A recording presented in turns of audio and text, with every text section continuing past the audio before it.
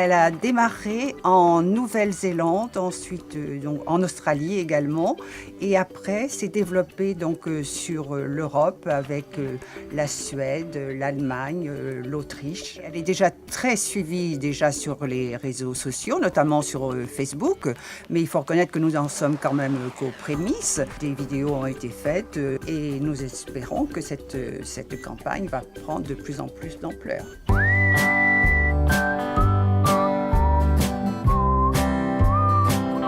Je ne vais pas revendiquer cette idée qui nous vient des pays nordiques, mais qui m'avait interpellée.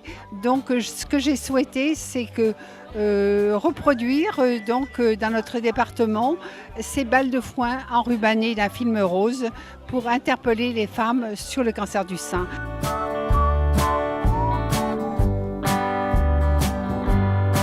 C'est une bonne cause pour laquelle c'est pas compliqué de s'investir, il suffit juste d'enrubanner des bottes en rose, donc c'est pas plus compliqué dans l'organisation. Donc si vous voyez ces bottes roses au bord des champs, n'hésitez pas à aller vous faire dépister, c'est important. Et donc on a environ 25 agriculteurs qui ont participé. Et si on mettait bout à bout toutes les bottes, on estimait que ça ferait environ 1,5 km de bottes roses.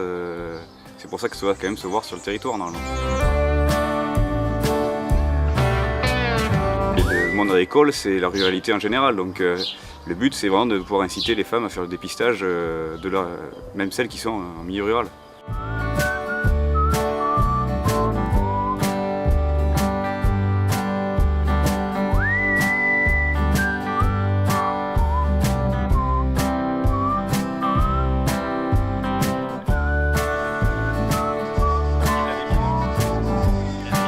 Solliciter tous nos adhérents pour filmer des boules d'enrubanage et sensibiliser les gens au dépistage du cancer du sein. Je pense que ça va prendre de l'ampleur de plus en plus puisque maintenant tout le monde parle de nos chamallows roses, comme ils disent, dans les campagnes.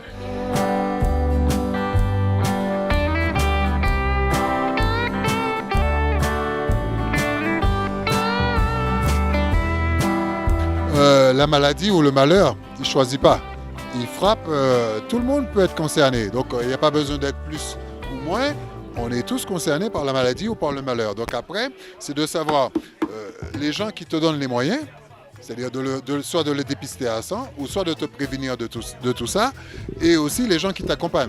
Donc par rapport au comité féminin, le travail qu'ils font, je parle de la présidente Annie Lecam, je parle aussi de tous les bénévoles, parce qu'aujourd'hui, je regardais rien qu'aujourd'hui seulement, on était à peu près 10 à être aujourd'hui ici. On aurait pu penser que les gens disent, c'est dimanche, on a été...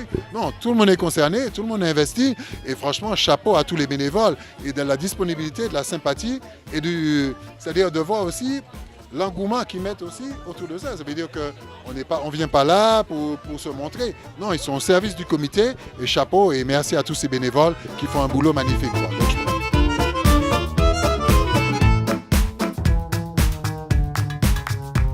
Nous avons été suivis par les jeunes agriculteurs qui ont été en partenariat avec nous.